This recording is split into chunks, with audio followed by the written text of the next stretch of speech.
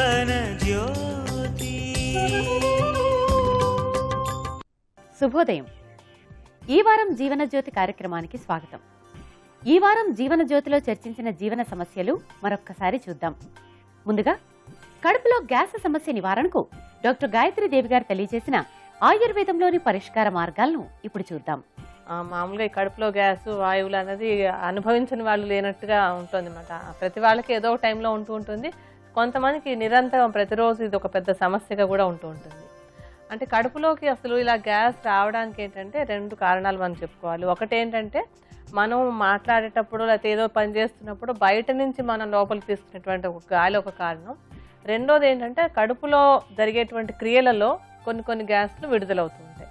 ఈ 2 రకాల వాటి వల్ల కూడా కొంచెం ఇబ్బంది కలుగుతూ ఉంటుంది అనమాట. అంటే ఏదైనా పరిమితంగా ఉంటే ఇబ్బంది ఉంటుంది, ఎక్కువైనప్పుడు కష్టంగా ఉంటుంది కదా.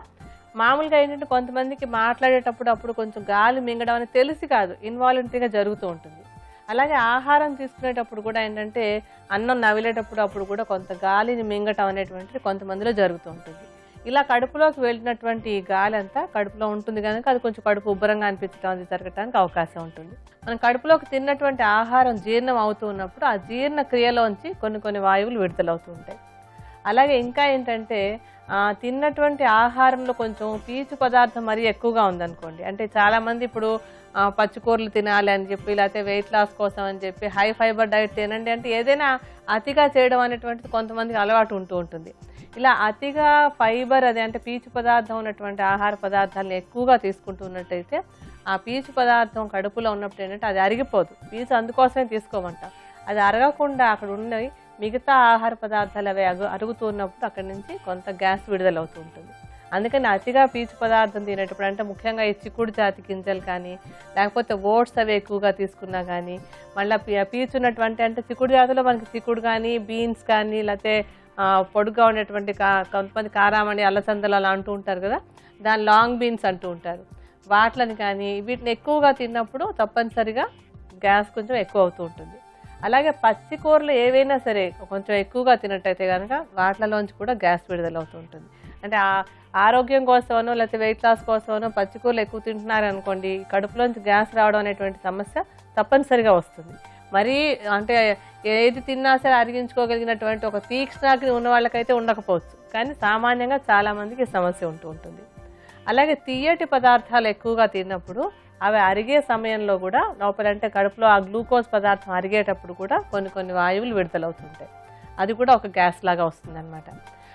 ఇంకొకటి ఏంటంటే మలబద్ధకం ఉన్నప్పుడు ఆ మలం కడుపులో ఉన్నప్పుడు ఏమవుతుందంటే దాని నుంచి కూడా అంటే వెళ్ళిపోవాల్సినటువంటి పదార్థం కడుపులో ఉండిపోయినప్పుడు అంటే అదే అసలే అక్కలేని పదార్థం బయటకు వెళ్ళాల్సినటువంటిది అది కొంచెం ఎక్కువగా కడుపులో ఉండిపోయినప్పుడు కూడా కడుపులోంచి వాయువులు ఎక్కువగా ఉత్పత్తి అయ్యి కడుపులో గ్యాస్ రావడం అనేటువంటి సమస్య వస్తూ ఉంటుంది. అలాగే తినేటువంటి ఆహారం బాగా కంగారుగా హడావిడి పడిపోతూ ఏదో స్కూల్ టైం అయిపోయింది లేకపోతే ఆఫీస్ టైం అయిపోయింది దేనికో తొందరగా తినేసేయాలని గబగబా తినేస్తున్నారు అనుకోండి. అలా తినేసినప్పుడు కూడా ఆ తినేటువంటి ఆహారంతో పాటు లోపలికి వెళ్ళినటువంటి గాలి అది సరిగ్గా అరగకపోవటం వల్ల వచ్చేటువంటి వాయువులు 2 వస్తాయి అన్నమాట. అందుకని ఆ హడావిడిగా తినడం అనేటువంటి అలవాటు ఉన్న వాళ్ళకు కూడా ఈ కడుపులో గ్యాస్ అనేటువంటిది వస్తూ ఉంటుంది. అలాగే బాధతోటో కోపంతోటో ఏడుస్తూనో ఇలాంటి మూడ్స్లో ఉన్నప్పుడు తింటారనుకోండి, అలాంటి టైంలో తిన్నప్పుడు కూడా ఈ కడుపులో గ్యాస్ అనేటువంటి రావడానికి అవకాశం ఎక్కువ అవుతుంది. మామూలుగా ఉండేదానికంటే కూడా కొంచెం ఎక్కువ అవుతూ ఉంటుంది. చిక్కుడు జాతి గింజ కూరలన్నీ కూడా గింజలు ఉన్నటువంటి ఉంటాయి కదా, మనకి చిక్కుడు గింజలు ఉన్నటువంటి చిక్కుళ్ళు కానీ రాజ్మా లాంటివి కానీ శనగలు బఠానీలు ఇలాంటి వాటి అన్నింటిలో కూడా కొంచెం పీచు పదార్థం ఎక్కువగా ఉండడం, అలాగే వాటిలో ప్రోటీన్ ఎక్కువగా ఉండడం, ఆ ప్రోటీన్ అరగడానికి కూడా కొంచెం గ్యాస్ తయారవుతుంటుంది. అందుకని ఈ గ్యాస్ సమస్య ఉన్నటువంటి వాళ్ళు అటువంటి ఆహార పదార్థాలని బాగా పరిమితంగా తీసుకుంటూ ఉండాలి. అలాగే పీచు పదార్థం ఎక్కువగా తినాలి కదా అని చెప్పి విపరీతంగా అంటే మన శక్తిని మించి మనం అరిగించుకోలేనంత ఎక్కువగా తినడం అనేది కూడా తగ్గించుకోవాలి. అంటే కొంచెంగా అలవాటు చేయాలి శరీరానికి. అప్పుడు ఏంటంటే దాన్ని జీర్ణించుకోవడానికి మన శరీరం అలవాటు పడుతుంది. అందుకని ఒక్కసారిగా ఎక్కువగా పీచు పదార్థాలు తినడం కాకుండా మెల్లమెల్లగా క్వాంటిటీ పెంచుకుంటూ ఆ శరీరం అలవాటు పడ్డాక కాస్త ఎక్కువ చేసుకోవడం అనేటువంటిది కూడా ఒక పద్ధతిగా ఉపయోగపడుతుంది. ఈ గ్యాస్ సమస్యను తగ్గించుకోవడానికి మనం చేసుకునే ఔషధంలో అన్నీ కూడా మనకి వంటింట్లో ఉండేటువంటి మూలికలనే వాడుకుంటూ ఉంటాం మనం.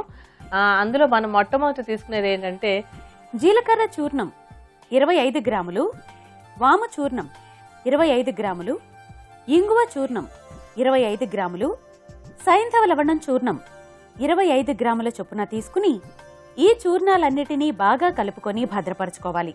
ఉపయోగించుకోవడానికి ప్రతిరోజు 3 గ్రాముల చూర్ణాన్ని మజ్జిగ లేదా నీటితో కలిపి ఉదయం సాయంత్రం తీసుకోవాలి.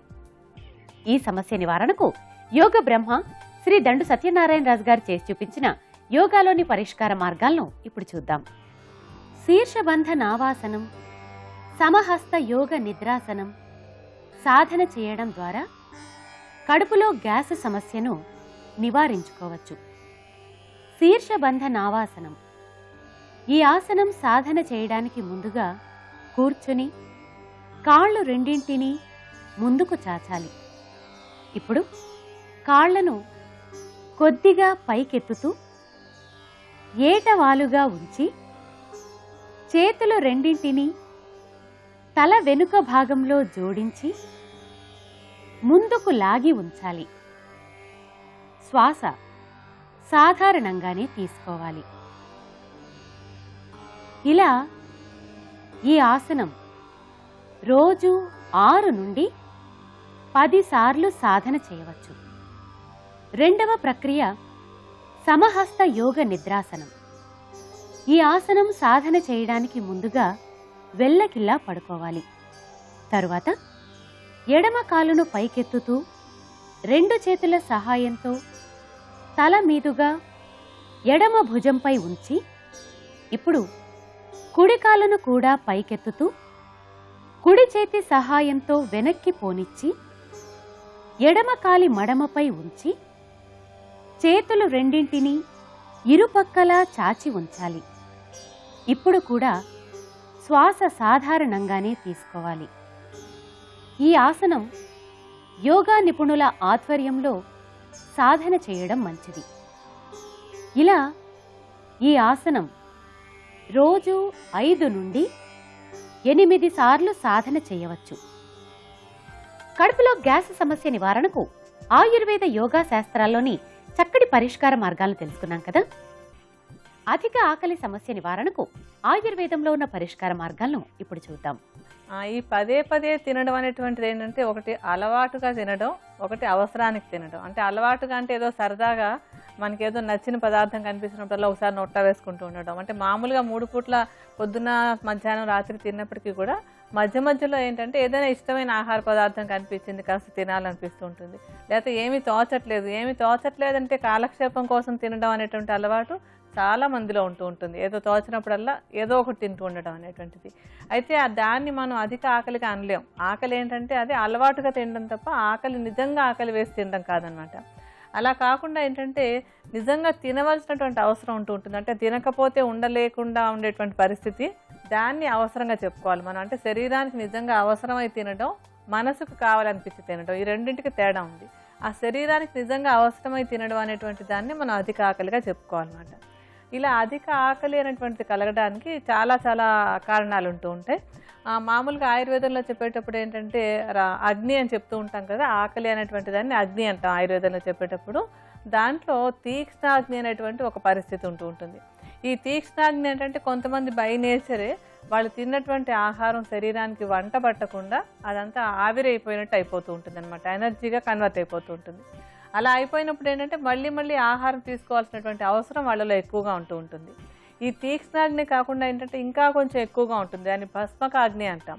ఈ భస్మకాగ్ని ఏంటంటే వాళ్ళకి ఎంత తిన్నా సరే వాళ్ళకేమి ఒళ్ళేమి పెరగదు. అలా అని తిన్నారు కదా లావ్ అయిపోతారు అనుకుంటలేదు, ఒంటికి పట్టదు అనమాట. అది ఇంకా పరిస్థితి. దాంట్లో ఏంటంటే ఎంత తిన్నా సరే అది అరాయించుకుపోవడం అంటూ ఉంటాం మామూలుగా మాట్లాడేటప్పుడు. అలా అయిపోతూ ఉంటుంది. మళ్ళీ అవసరం అవుతూ ఉంటుంది, తినాల్సినటువంటి అవసరం ఉంటూ ఉంటుంది.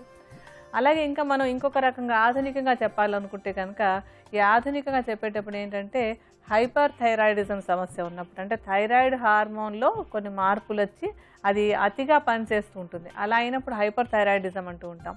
అటువంటి సమస్య ఉన్న వాళ్ళకి ఏంటంటే పదే ఆకలి వేస్తూ ఉంటుంది. ఆకలి వేస్తుంది కానీ తిన్నది ఒంటికి వంట పట్టదు అనమాట. వంట పట్టకుండా వాళ్ళు బరువు తగ్గిపోతూ ఉంటారు. ఈ హైపర్ థైరాయిడిజంలో ఆకలి బాగా ఉంటుంది కానీ ఆ తిన్నది వాళ్ళకి ఒంటికి వంట పట్టకుండా చిక్కిపోతూ ఉంటారు అనమాట. అటువంటి సమస్యలు కూడా ఈ అధిక ఆకలి అనేటువంటిది మనం చూస్తూ ఉంటాం. అలాగే ఇంకా ఏంటంటే ఇప్పుడు డయాబెటీస్ సమస్య ఉంది. ఈ డయాబెటీస్ సమస్య అంటే మధుమేహం ఉన్న వాళ్ళకి షుగర్ కంట్రోల్లో లేకపోయినా చాలా ఆకలిస్తూ ఉంటుంది. ఎందుకంటే షుగర్ కంట్రోల్లో లేనప్పుడు వాళ్ళు తిన్నటువంటి ఆహారం అంతా కూడా శరీరానికి వంట పట్టదు. వంట పట్టకుండా రక్తంలో ఊరికే చక్కెరలాగా ఉండిపోయి మళ్ళీ యూరిన్లోంచి బయటకు వెళ్ళిపోతూ ఉంటుంది తప్ప శరీరానికి బలం రాదు.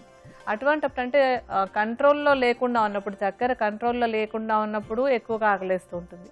అలాగే హైపోగ్లైసిమియా అంటాం. అంటే ఏంటంటే చక్కెర శాతం తగ్గిపోతూ ఉంటుంది. రక్తంలో ఉండాల్సినటువంటి చక్కెర శాతం బాగా తగ్గిపోయినప్పుడు కూడా విపరీతంగా ఆకలిస్తూ ఉంటుంది.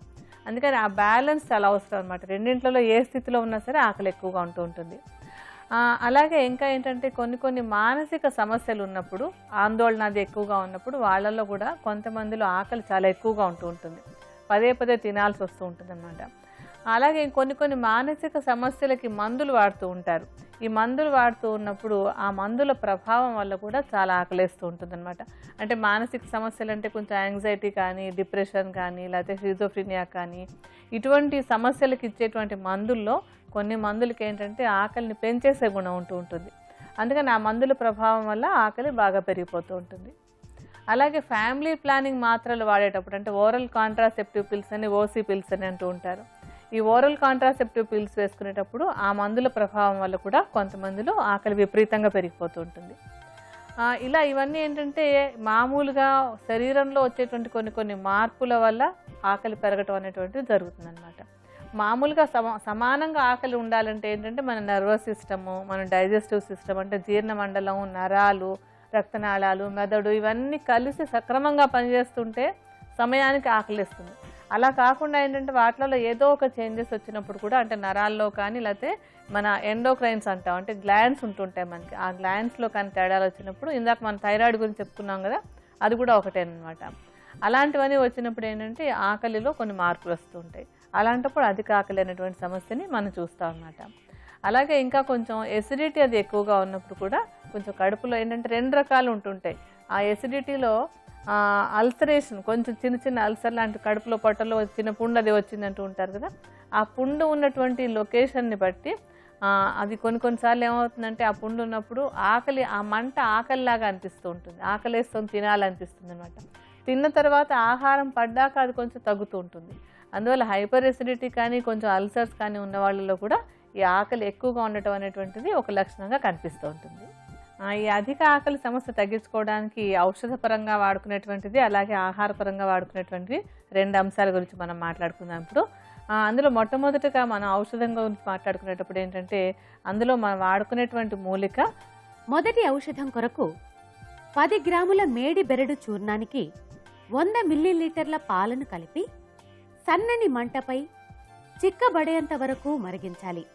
ఈ ఔషధాన్ని ఎప్పటికప్పుడు తయారు చేసుకుని ప్రతిరోజు ఉదయం సాయంత్రం తీసుకోవాలి.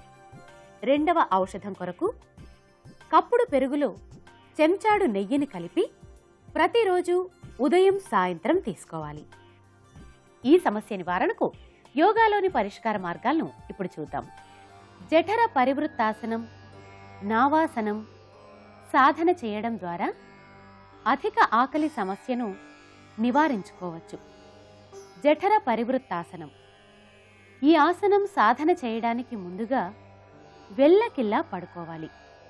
తరువాత చేతులు రెండింటినీ ఇరుపక్కలా చాచి ఉంచి ఇప్పుడు కాళ్ళు రెండింటినీ పైకెత్తుతూ కుడివైపుగా పోనిస్తూ కుడిపక్క నేలపై ఆంచి తలను ఎడమ వైపు తిప్పి ఉంచాలి. శ్వాస సాధారణంగానే తీసుకోవాలి. ఇలా ఈ ఆసనం రోజు 2 పక్కల 5 నుండి 8 సార్లు సాధన చేయవచ్చు. రెండవ ప్రక్రియ నావాసనం. ఈ ఆసనం సాధన చేయడానికి ముందుగా కాళ్ళు కొద్దిగా ముందుకు చాచి కూర్చొని ఇప్పుడు కాళ్ళు రెండింటినీ కొద్దిగా పైకెత్తుతూ ఏటవాలుగా ఉంచి చేతులు రెండింటినీ కొద్దిగా పైకెత్తి నేలకు సమాంతరంగా ఉంచాలి. ఇప్పుడు కూడా శ్వాస సాధారణంగానే తీసుకోవాలి. ఇలా ఈ ఆసనం రోజు 6 నుండి 10 సార్లు సాధన చేయవచ్చు. ఇలా ఈ భంగిమలో కూడా ఉండగలిగినంత సమయం ఉండి తిరిగి యథాస్థానానికి రావాలి. అధిక ఆకలి సమస్య నివారణకు ఆయుర్వేద యోగా శాస్త్రాల్లోని చక్కటి పరిష్కార మార్గాలను తెలుసుకున్నాం కదా. ఛాతీలో మంట సమస్య నివారణకు ఆయుర్వేదంలో ఉన్న పరిష్కార మార్గాలను ఇప్పుడు చూద్దాం. మామూలుగా ఏంటంటే మన నోట్లోంచి ఆహారం తీసుకున్నప్పుడు ఒక గొట్టం ఉంటుంది, ఆహారం గొట్టం, దాన్ని ఈసోఫేగస్ అంటూ ఉంటాం. ఆ గొట్టంలోంచి వెళ్ళి అది స్టమక్ అంటే జీర్ణాశయంలోకి వెళ్తూ ఉంటుంది. ఇదేంటంటే మామూలుగా ఈ రెండింటికి మధ్యలో అంటే ఈ ఆహారపు గొట్టానికి తర్వాత ఈ స్టమక్ లేదా జీర్ణాశయానికి మధ్యలో ఒక కవాటం అంటాం, ఒక వాల్వ్ లాంటిది ఉంటూ ఉంటుంది. అది ఒకవైపుకే తెరుచుకుంటుంది. మన ఇంట్లో తలుపులైనా కూడా సామాన్యంగా ఒకవైపుకే తెరుచుకునే ఉంటాయి కదా. అలా ఒకవైపుకే తెరుచుకుని అంటే పైనుంచి కిందకు వచ్చినటువంటి ఆహారం కిందకి జీర్ణాశయంలోకి వెళ్ళాలి తప్ప జీర్ణాశయంలోంచి మళ్ళీ పైకి రాకుండా ఉండేలాగా అడ్డంగా ఉంటుంది. మామూలు అది చేయాల్సినటువంటి పని అదనమాట.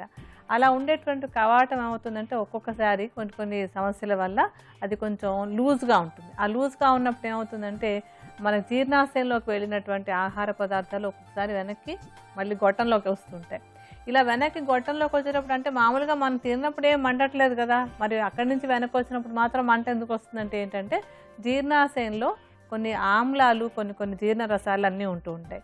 ఈ ఆమ్లాలన్నీ కూడా ఏంటంటే మనకి స్టమక్లో లేదా జీర్ణాశయంలో ఉన్నప్పుడు ఆ జీర్ణాశయానికి లోపల ఒక మ్యూకస్ లేయర్ ఉంటుంది. ఆ మ్యూకస్ లేయర్ ఏంటంటే ఈ ఆమ్లాలు అవి దానికి తగిలినా కూడా మండకుండా ఉండేందుకు ఉంటుందన్నమాట. అంటే సిస్టంలో శరీరంలో ప్రతి సిస్టంలోనూ అక్కడ ఉండేటువంటివి అన్నీ నార్మల్గా జరగటానికి ఏమేమి రక్షణ కావాలో అన్నీ ఉంటూ ఉంటాయి. అలాగే జీర్ణాశయంలో కూడా ఈ ఆమ్లాలు మామూలుగా ఎక్కడైనా మన చర్మం మీద ఆమ్లం పడితే మండుతుంది, కానీ జీర్ణాశయంలో అక్కడ విడుదలైనటువంటి ఆమ్లాలు ఏంటంటే అవి మండకుండా ఉండడానికి ఒక రక్షక పొర, ఒక మ్యూకస్ లేయర్ ఉంటుందన్నమాట. అందుకని అక్కడైతే మండదు. కానీ ఒక్కొక్కసారి ఈ కవాటం లూజ్ అయినప్పుడు ఈ ఆహారం దాంతోపాటుగా ఈ ఆమ్లాలు అవి కూడా పొట్టలోంచి అంటే జీర్ణాశయంలో నుంచి ఈ పైన ఆహార నాళంలోకి వస్తుంటాయి. అలా వచ్చినప్పుడు ఆ ఆమ్లాలు లోపల తగలగానే ఆ గొట్టానికి తగలగానే ఒక మంట వస్తుంది అనమాట. ఈ గొట్టం అనేటువంటిది ఛాతీలో అంటే ఇలా ఉంటుంది కనుక మనకి ఆ మంట అంతా ఛాతీలో అంతా వచ్చినట్టుగా అనిపిస్తూ ఉంటుంది. అది అంటే అది ఆ ఫీలింగ్ అంతా ఛాతీ మొత్తానికి స్ప్రెడ్ అవుతూ ఉంటుంది. అయితే మరి ఇలా ఎందుకు మామూలుగా అయితే అటు రాకూడదు కదా, అటే ఉండాలి. ఈ కవాటాలు ఎందుకు వీక్ అవుతాయి, మరి ఎందుకు ఈ ఆమ్లాలు పైకి వస్తాయని నెక్స్ట్ సందేహం ఉంటుంది. దానికి ఏంటంటే ఎందుకు ఇలా జరుగుతుందని చూస్తే దానికి మళ్ళీ రకరకాల కారణాలు, ఏది కూడా ఒక్క కారణం వల్ల ఇలా జరిగిపోతుందని చెప్పలేదు. అందుకని చాలామంది ఏదో ఒక చిన్న సమస్య రాగానే ఒక డయాగ్నోసిస్ చెప్పేస్తూ ఉంటారు, ఏదో ఓల్డ్ పేషెంట్లకు ఉన్న నాలెడ్జ్ ఎక్కువ అన్నట్టు. అలాగే ఒక చిన్న సమస్యకి ఒక కారణమే ఉండదు, రకరకాల కారణాలు ఉంటూ ఉంటాయి అన్నమాట. అలాగే ఇప్పుడు ఈ ఛాతీలో ఇలా మంట రావడానికి కారణమైనటువంటి కవాటాలు లూజ్ అవడానికి కారణాలు ఏంటంటే ఒకటి తీసుకున్నటువంటి ఆహారంలో కొంచెం మసాలా పదార్థాలు అవి ఎక్కువగా ఉన్నప్పుడు పదే పదే ఎక్కువగా అలా తింటూ ఉన్నట్టయితే కనుక వాటి ప్రభావం వల్ల కొంత పైకి వచ్చేందుకు అవకాశం ఉంటుంది. అలాగే ఇంకొకటి ఏంటంటే మనకి డయాఫ్రమ్ అని ఒక పొర ఉంటుంది. కొంచెం సైన్స్ చదువుకున్న వాళ్ళందరికీ ఆ పేరు తెలుస్తూ ఉంటుంది. అంటే ఛాతీ భాగాన్ని పొట్ట భాగాన్ని రెండు గదులుగా విడదీయడానికి ఒక పొర ఉంటుంది అనమాట. డయాఫ్రమ్ అంటాం, ఉదర వితానం అంటారు తెలుగులో చెప్పేటప్పుడు దాన్ని. ఆ పొర ఒకటి ఉంటుంది. ఆ పొరలో ఏంటంటే అక్కడక్కడ బలహీన పడుతూ ఉంటుంది. అది ఆ బలహీన పడ్డప్పుడు అంటే ఆ పొర లోపల భాగం నుంచే కొంచెం మనకి ఈ ఈసోఫేగస్ పైకి వస్తూ ఉంటుంది. అది బలహీన పడ్డప్పుడు ఏమవుతుందంటే దాని ప్రభావం ఈ ఈసోఫేగస్లో ఉండేటువంటి ఆ కవాటాల మీద పడి అవి కూడా బలహీనం అవుతుంటాయి. అవి బలహీనమైనప్పుడు ఏంటంటే మామూలుగా మూసుకుని ఉండాల్సిన బలహీనమైనప్పుడు కొంచెం గ్యాప్ వదిలేస్తుంటాయి.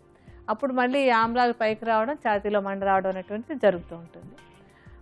అది అంటే ఎక్కువ కొంతమందిలో ఇటువంటి కారణం వల్ల అంటే దానికి ఏంటంటే హయాటస్ హెర్నియా అంటాం. అలాగే ఉదర వితానం లేదా డయాఫ్రమ్ కొంచెం వీక్ అయిపోవడాన్ని హయాటస్ హెర్నియా అంటాం. అటువంటి సమస్య ఉన్న వాళ్ళలో ఈ ఛాతీలో మంట అనేటువంటిది ఒక లక్షణంగా ఎక్కువసార్లు కనపడుతూ ఉంటుంది అన్నమాట. ఇది కాకుండా ఇంకా ఏంటంటే తీసుకునేటువంటి ఆహారాలే కాకుండా మందుల ప్రభావం కూడా దీని మీద చూపిస్తూ ఉంటుంది. కొంతమంది కాస్త పెయిన్ కిల్లర్స్ అవి ఎక్కువగా తీసుకునేటువంటి అలవాటు ఉంటూ ఉంటుంది. అలా ఎక్కువగా పెయిన్ కిల్లర్స్ తీసుకునేటువంటి వాళ్ళలో కూడా ఎటువంటి సమస్య వచ్చి ఛాతీలో మంట రావడం అనేటువంటిది జరుగుతూ ఉంటుంది. ఆ మందు వేసుకుని చాలామంది చెప్తూ ఉంటారు, ఆ వేసుకున్నానంతా ఏదో ఛాతీలో ఒకలాగా అయిపోయింది, గాబరాగా అయిపోయింది అని చెప్పి. అదేంటంటే దాని ప్రభావం అన్నమాట, మందు ప్రభావం. అలాగే కొంతమంది ఏంటంటే సెడేటివ్స్ లేదా నిద్ర మాత్రలు అవి వాడుకుంటూ ఉంటారు. ఈ నిద్ర మాత్రల ప్రభావం కూడా ఈ కవాటం మీద పడి అది కొంచెం బలహీనంగా ఉండి పైకి తన్నుకొచ్చినట్టు ఉందంటారు కదా. చాలామంది కామన్ లాంగ్వేజ్లో మాట్లాడేటప్పుడు ఏదో లోపల నుంచి తన్నుకొచ్చినట్టు ఉంది అంటూ ఉంటారు. అంటే కడుపులో ఉండేటువంటి ఆమ్లాలు పైకి రావటం వల్ల అలాంటి ఫీలింగ్ కలుగుతూ ఉంటుంది అనమాట. అలా ఈ మందుల వల్ల కూడా ఇది జరిగేందుకు అవకాశం ఉంటుంది. ఈ సమస్య తగ్గించుకోవడానికి ఒక ఔషధ చూర్ణాన్ని తయారు చేసుకుందాం మనం ఇప్పుడు. ఈ ఔషధ చూర్ణం తయారీలో మనం మొట్టమొదటి తీసుకునేటువంటిది కరక్కాయ చూర్ణం 50 గ్రాములు, గుంటగలగర ఆకు చూర్ణం 50 గ్రాములు, ఉసిరి చూర్ణం 50 గ్రాముల చొప్పున తీసుకుని వీటన్నిటినీ బాగా కలిపి భద్రపరుచుకోవాలి. ఉపయోగించుకోవడానికి 3 గ్రాముల చూర్ణానికి తేనె, నెయ్యి కలిపి ప్రతిరోజు ఉదయం సాయంత్రం భోజనం తర్వాత తీసుకోవాలి. ఈ సమస్య నివారణకు యోగాలోని పరిష్కార మార్గాలను ఇప్పుడు చూద్దాం. పార్శ్వ పవన ముక్తాసనం, ధనురాసనం సాధన చేయడం ద్వారా ఛాతిలో మంట సమస్యను నివారించుకోవచ్చు. పార్శ్వ పవన ముక్తాసనం. ఈ ఆసనం సాధన చేయడానికి ముందుగా కూర్చొని కుడి కాలును కుడివైపుగా చాచి ఎడమ కాలును దగ్గరకు మడిచి ఉంచి తలను కుడివైపు వంచి 2 చేతులతో కుడికాలి పాదాన్ని పట్టుకొని తల కుడివైపు వంచి ఉంచాలి. శ్వాస సాధారణంగానే తీసుకోవాలి. ఇలా ఈ ఆసనం రోజు 2 పక్కల 5 నుండి 8 సార్లు సాధన చేయవచ్చు. రెండవ ప్రక్రియ ధనురాసనం. ఈ ఆసనం సాధన చేయడానికి ముందుగా బోర్లా పడుకోవాలి.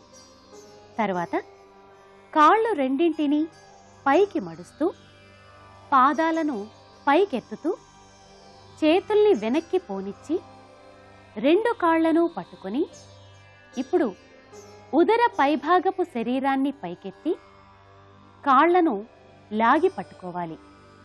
ఇప్పుడు కూడా శ్వాస సాధారణంగానే తీసుకోవాలి.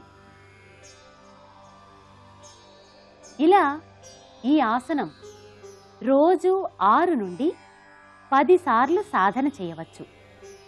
ఇలా ఈ భంగిమలో కూడా ఉండగలిగినంత సమయం ఉండి తిరిగి యథాస్థానానికి రావాలి. ఛాతిలో మంట సమస్య నివారణకు ఆయుర్వేద యోగా శాస్త్రాల్లోని చక్కటి పరిష్కార మార్గాలను తెలుసుకున్నాం కదా. ఇది ఇవాల్టి మా ఈ వారం జీవనజ్యోతి కార్యక్రమం. తిరిగి రేపటి జీవనజ్యోతి కార్యక్రమంలో మళ్ళీ కలుసుకుందాం. అంతవరకు సెలవు. నమస్కారం.